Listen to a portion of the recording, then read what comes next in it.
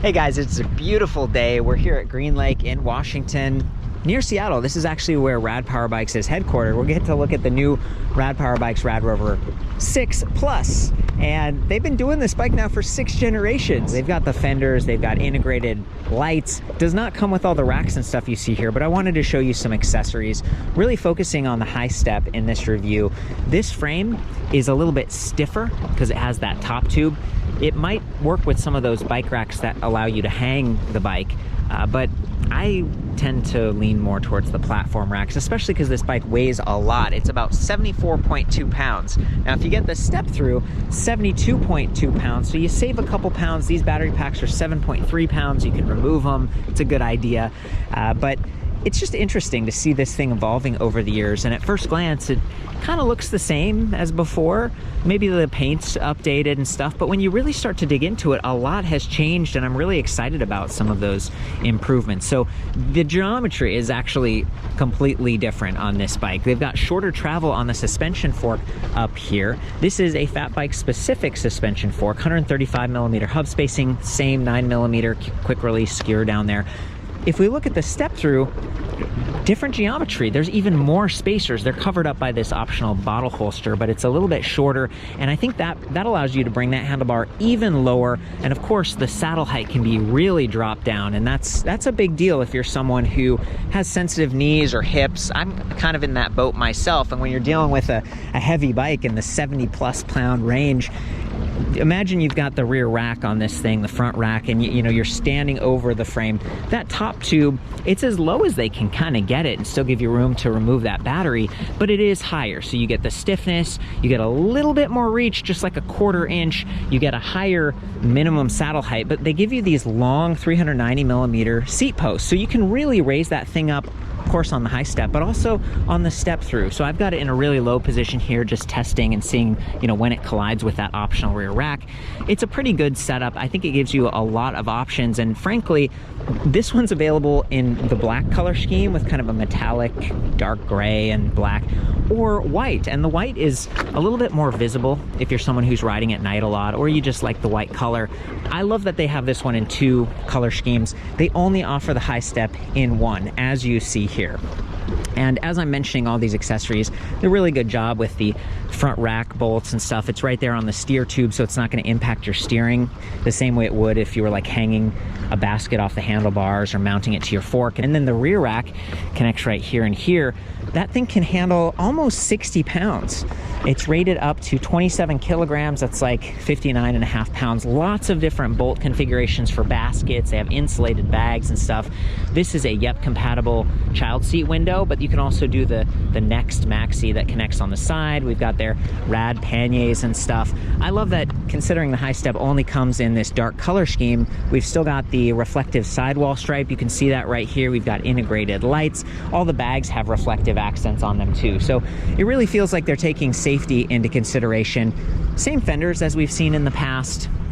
They seem to do a pretty good job, and they come stock with the bike, so that's nice. They included the fenders, and they actually integrated the light into the rear fender, whereas it used to be connected to the seat stays and it was kind of blocked by the fender.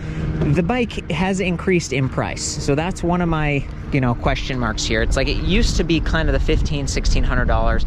Now it's $1,999.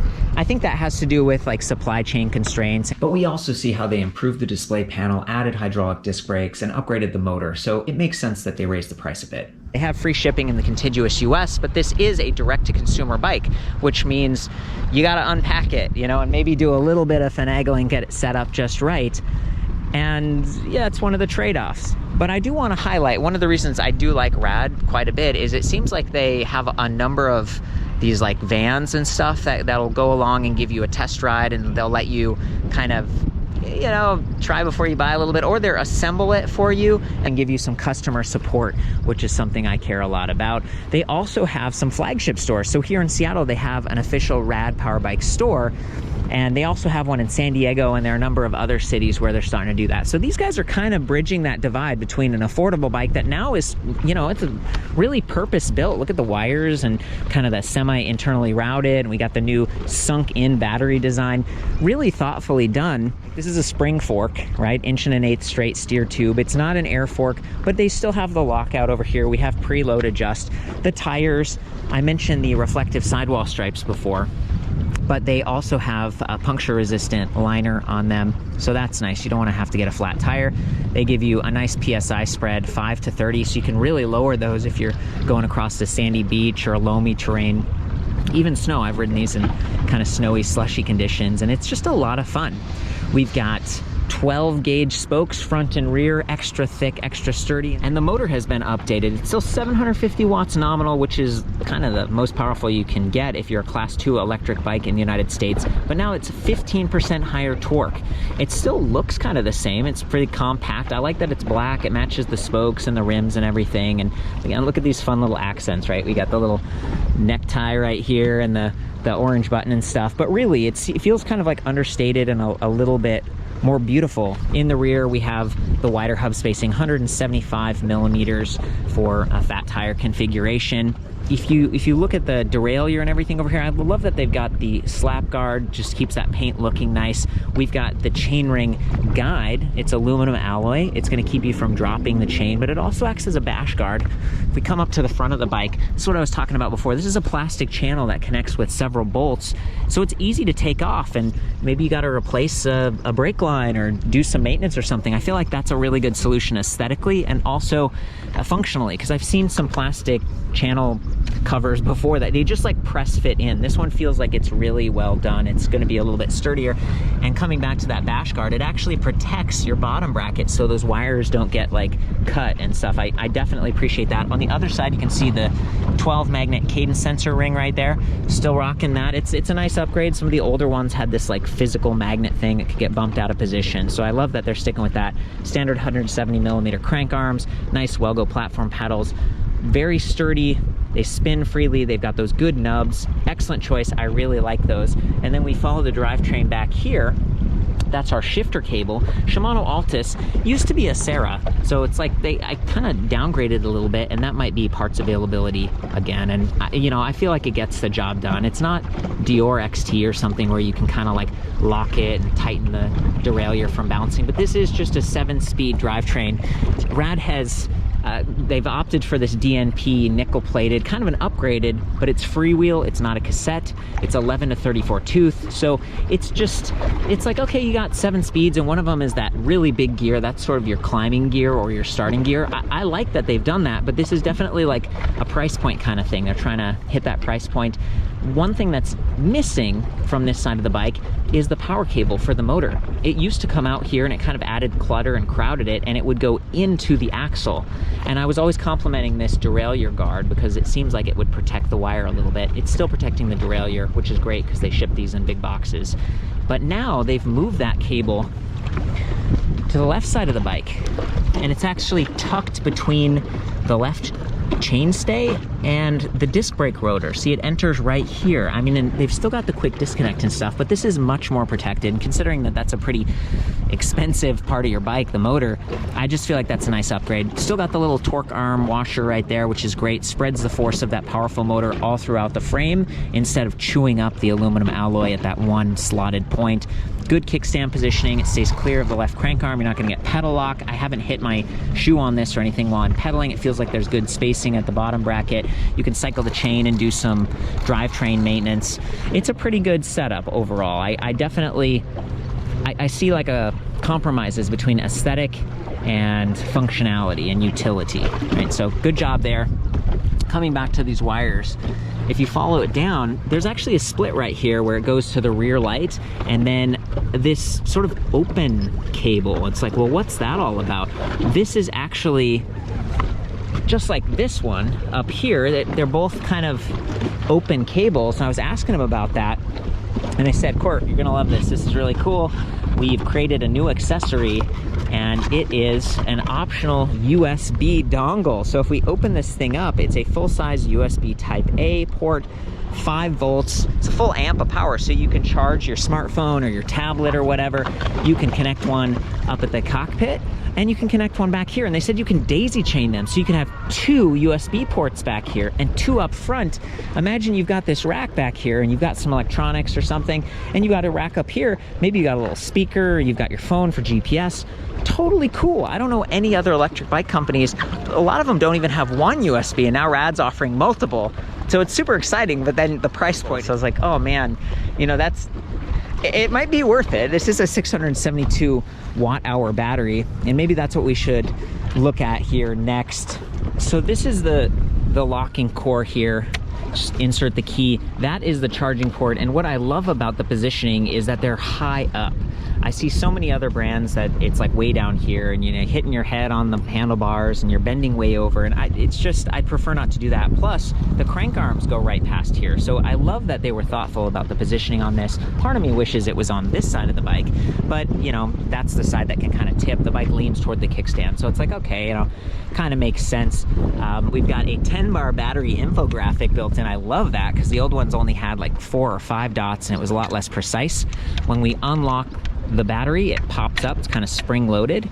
The batteries are actually a lot easier to take off and put on. Before, there was this like plastic friction fit where you would slide the battery onto the down tube. So I'm a huge fan of what they've done with this new design. We can pull it off the bike. 7.3 pounds. The old ones were 7.7, so it's actually lighter weight, and it's pretty grabbable.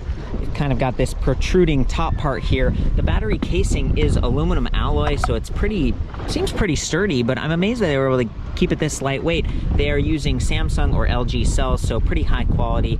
48 volt, 14 amp hour, 672 watt hour, and they do sell a case for these optionally. So if you're someone who's transporting that on the back of your car, you take the battery off to reduce the weight, you can put the battery into a padded zippered case, and then they sell this cool little plug cap thing. So you can put this over here on the leads for the electronics, and it's going to keep it from getting dusty and rained on. I love that. My dad actually has an electric bike, and he'll put it on the back of his RV, and it'll get kind of dusty and dirty over time. So I feel like that's a really thoughtful accessory.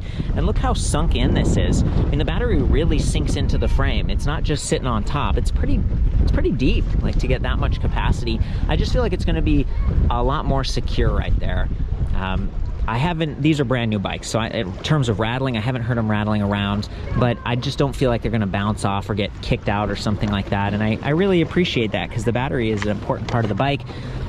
In terms of care, you want to keep that in a cool, dry location. Extreme heat is hard on it. If you let it drain, you know, down to the lower, even beyond 20%, it starts to stress the cells, and you're not going to get as many full cycles. This is the battery charger, still 2 amps, so it might take 6 hours for a full battery charge, but it's fairly lightweight. 1.3 pounds on this one, actually slightly heavier than their old one. They are cross-compatible, I'm told. This one has like the orange cable. It's kind of a fun little visual update, and I think they added some shielding and stuff, so it's just another upgraded part that Rad's doing a really good job on. So I'm gonna go ahead and put this back on. Kind of makes its way in there, and it's plastic on the top and bottom, so it doesn't feel like you're gonna be scratching the frame. It clicks in.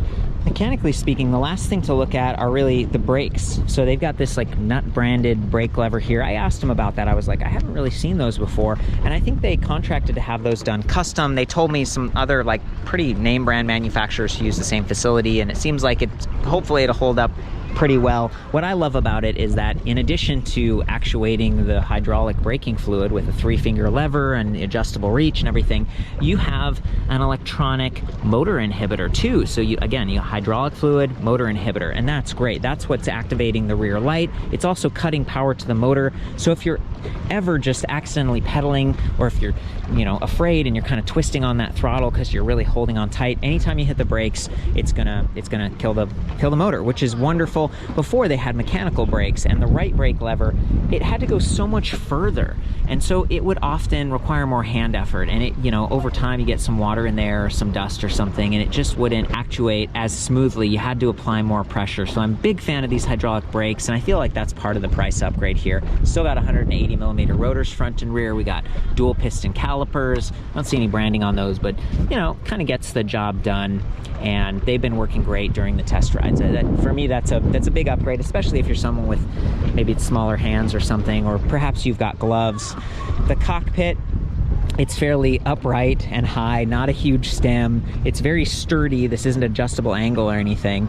And then we've got these ergonomic grips. They're the faux leather stitched, kind of padded, non-locking, but they seem pretty solid, which is great. And we've got a little flick bell. They didn't forget about that. The old brake levers had a bell built into it. So for me, I'm glad they preserved that. It's a very friendly chime. Same shifter as before. This is the SIS index shifter from Shimano. It's kind of a thumb shifter. You have to reach up. I actually prefer the little triggers most of the time, but for a bike like this, it's fat tires. I mean, maybe you're riding in the snow or you're out on an adventure and you've got gloves on. This is going to be pretty easy to click, and it does have that little display window, so it's very intuitive. You know what gear you're in, and that's good for riders who are just kind of casual. So again, for me, it's like, it's an SUV. It's fairly capable, but that suspension fork is going to be a little bouncier than something that has the rebound or dampening effects. Hey guys, move to a shadier, calmer spot. I wanted to go over the display panel, and I'm really excited about this. I mean, this is totally different than before. Really surprised me. Of course, you know, I was like, oh, the battery, that's the big difference. And then when I saw the hydraulic brakes and got up here, I was like, man, you know, very different. Here's the power button. We just press it. RAD happening over here. How cool is that? It shows pedal assist level 1. It always starts in 1, and this system's always hot. Like, the throttle is ready to go. Even at 0, this thing acts like a little scooter, and you can get full power. It's a variable speed twist throttle, so, you know, if you twist just a little, it's going to go slower, and if you really crank it, you're going to get the full power, which is great. There's the charge level indicator. Again, 10 ticks. It matches the battery. Big fan of that. I just want to reiterate, in the past, it was like 5 bars, and so each bar was 20% increment, and there were times where it's like you have 1 bar left and you're wondering, like, am I at 0 or 20? There's a kind of a big difference, and as you know, it is possible to ride these things, especially with that big 34 tooth gear back there. You can ride it without assist, but you work a lot harder, of course, so it's nice to have more precision there. Props to Rad for that. And then that extra little light right there, that's actually for the lights, so it's a dedicated light button too, and I really like that. But even if you don't have the lights turned on, that rear brake light still works because of those motor inhibitors. Excellent choice on that. Press the lights again. Here's the headlight, 80 lumens. It's got that focused beam in the center, and then that fancy like sports car ring around the end. It's kind of like a C and B seam kind of thing. It's fairly visible from the side, and again, the reflective stripes and everything. Same with the rear light. You know, I feel like it has multiple viewing angles, and that is so important to me. Actually, my helmet here, Abus gave me this helmet years ago, and it's got like a, you know, light feature built right into it. So there's lots of things you can do. Get a backpack, or maybe you've got one of the rear trunk bags or something. Rad actually has a plastic locking trunk box now, and they're gonna have like side locking, almost like a motorcycle thing. And when you get, I think if you get all 3, then the hardware is blocked so people can't steal it. I think that is so cool. They're really doing some great stuff with their accessories. The waterproof pannier again on this side, and then we've got this roll-up bag in the front. It fits perfectly in that basket. The only thing is, the basket, you have to move the light forward, right? It mounts to the bottom of that, and then when you steer the bike, you're no longer shining the light where you're steering. It's sort of fixed in line. That's one of the considerations if you get some of the cool accessories. Anyway, back to the display. Pretty much covered the left one. The center one, it's got your speed in miles per hour, and you can change that to kilometers per hour. I will show you how in just a minute. We've got time and odometer at the top, along with watts. So like, if I rev the engine here, I mean, that thing, you can kind of see how many watts you're using, and that allows you to maybe like hyper mile the bike, or, you know, determine how much you're using with pedal assist versus the throttle. I think that's pretty cool. For me, as someone I'm kind of nearsighted, so when I'm sitting way up here, it's just nice that the main things, your assist level and the speed, are the biggest, and they're really easy to read now. The buttons are fairly easy to reach here for up and down. They've even got like this ridge on them, almost like Braille, so it's really intuitive to go up to the higher levels of assist. I find myself riding in 3 a lot, sometimes even 2, just to be more casual when I'm on city streets. The tires on this bike are pumped like all the way up 30 PSI, and that's because we wanted to be efficient. We're riding on concrete mostly, but of course you're gonna get a little bit more comfort and float if you lower it down. And really, if you take it all the way down to like 5 or 7 PSI, depending on your body weight, that's where you can do sand and it actually floats. It's pretty amazing. So getting back to the display here, one of the other cool features that I should mention is if you put up and down at the same time, you can change from time and odometer to trip time and trip odometer, or trip distance basically. So that's one of the little secrets. If you want to clear those trip distance, you just hold that light button for a few seconds and it actually resets those, which is really nice. It kind of zeroes it out. There is another secret, which is walk mode. We just press the down arrow for a second and they even have a little walk icon on it, and that is really wonderful if you get a flat tire or you're going through the woods, it's too steep or it's too technical. So they still have walk mode. I'm so glad they kept that. And then the final secret here is if we hold down and light, and we're going to get into the settings menu. Okay, so the first thing is we can change the clock from 12 hours to 24 hours if we want. We can set the clock. We can change from miles per hour to kilometers per hour. Press the light button again. Now we can adjust the brightness. That was really thoughtful. So we can take it down all the way to 1 and it just dims that center display. Unfortunately, it does not dim the left display. And so I mentioned that to the product managers. I was like, why not both? And they were like, oh, well, this one has kind of like a smoked plastic, you know, maybe it's not quite as bright. Maybe it was just mist or something like that. Not the end of the world, but we also do not have a top speed adjustment. Like on the older bikes, you could actually lower the top speed if you wanted to, just to kind of save power, ride safer. If you want to ride at lower speeds on these newer bikes, you just use the lower levels of assist and then maybe use the throttle if you need to juice it and get up a hill or something. So that's pretty much it. I mean, there's some adjustability on the angle there for glare. It's, you know, kind of neat to see a company experimenting and introducing some new products and accessories that are really just thoughtfully done and purpose built. I really feel like that's the case here. I'm a fan of this bike. I have a 30-ish inch inseam, and if I stand over the bike here, you know, I still have some clearance, which is nice. So they've still got that slope top tube. I've measured all the details for both of these bikes. So the high step, you can determine, you know, can I clear that? What's the minimum saddle height? What about the wheelbase? These are actually longer than the old bikes, I think by like 2 or 3 inches. And so some car racks, you know, it's like you don't want that rear wheel hanging too far off. All that stuff's back at ElectricBikeReview.com, and I have a comparison tool so you can see like last generation versus this generation, and you can determine, like, you know, you are spending some more money. And these new battery packs, while very nice, are not interchangeable with like the Rad Wagon, the Rad Mission, some of the other products. It's like a new generation design. So do think about that. And my goal is to try to help you guys. And these are brand new bikes, right? So everything works great. They look great. I welcome your feedback in the comments, and hopefully this gives you guys a good starting point. And I think now I'm going to hop on the bike and do a little riding so you can listen to that motor and see how it works. I'm in assist level 2. I'm taking it up to 3 here.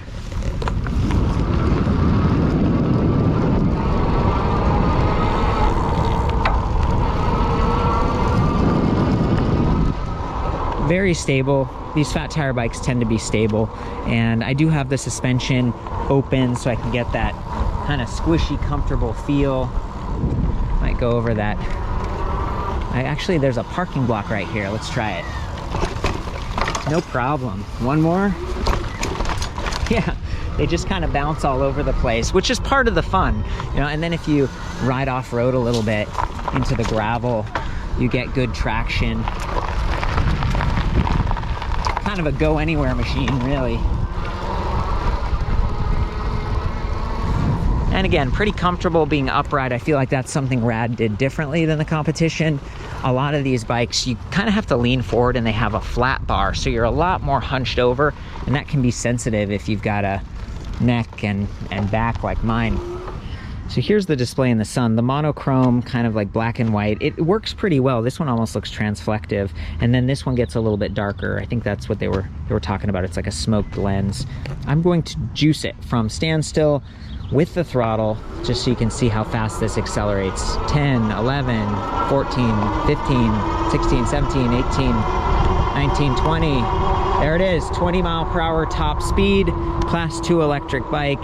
Okay guys, we're looking down at that 42 tooth steel chainring. It's not narrow wide or anything, but we've got that aluminum alloy guide. Great for keeping your pants or your dress or whatever clean if you're on the step through. And it acts as that bash guard on the bottom, so I'm a big fan of that. Probably part of what adds to the weight of this bike though.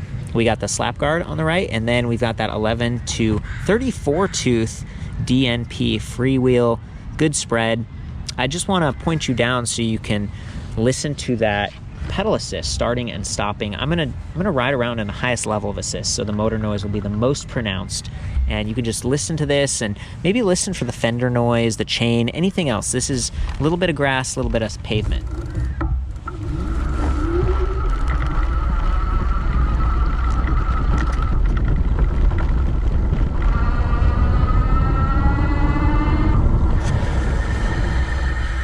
Nice and smooth. Now pedal assist.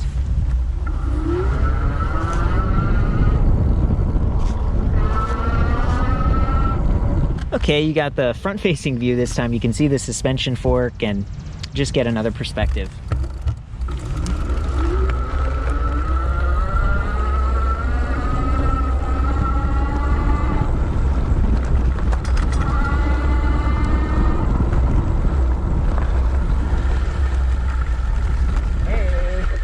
Hey!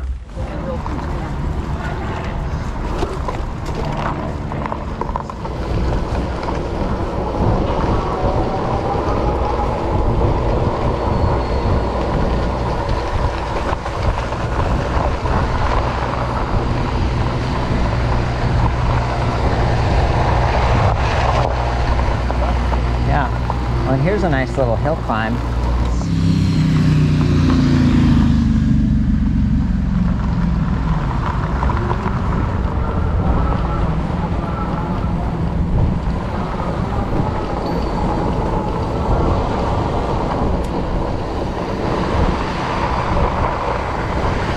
Perfect. Nice, man. Yeah, I'm gonna climb that dirt one just throttle only. Cool. Do a little curb hop. We're making it. I mean, it's going slow. I only weigh 135 pounds, by the way, but that was really not a lot of like momentum going into that little climb, and I didn't have to stand up or anything. It was just pure throttle. Having a power head throttle only just to demonstrate.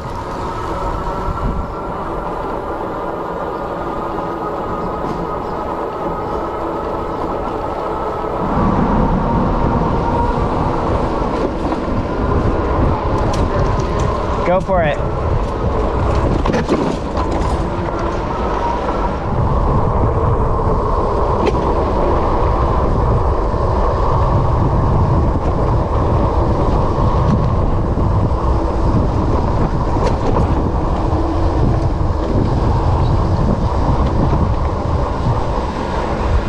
Definitely earned that. Yeah, definitely. Yeah, for sure.